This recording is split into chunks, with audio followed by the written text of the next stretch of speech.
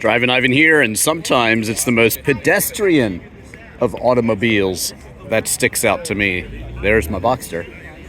But this Honda Accord is great to see here because I haven't seen one of these in quite a while, unless you're driving around in California or someplace like that where these didn't have too much corrosion or just have been preserved over the years. They're a rare sighting, so I like to see these pedestrian cars like this Honda Accord hatchback, and it's got a cool shape to it. I'll show you the interior in a second. But look, yeah, this was the Accord back then.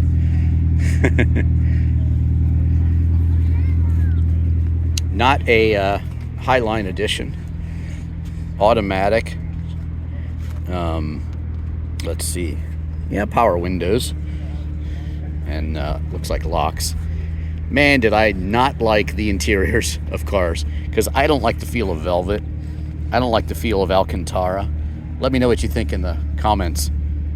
Smash that like button too. I hope you are liking this video. But yeah, that feel gives me the heebie-jeebies, and pretty much every car had this sort of tacky interior, and I didn't like it.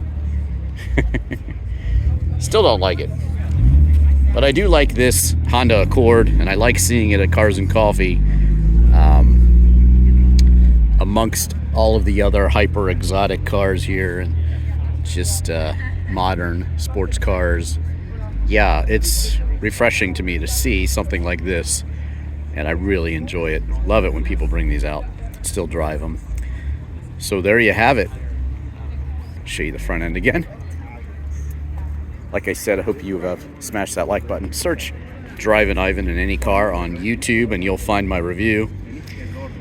But there you have it. Garden variety Honda Accord from the 80s.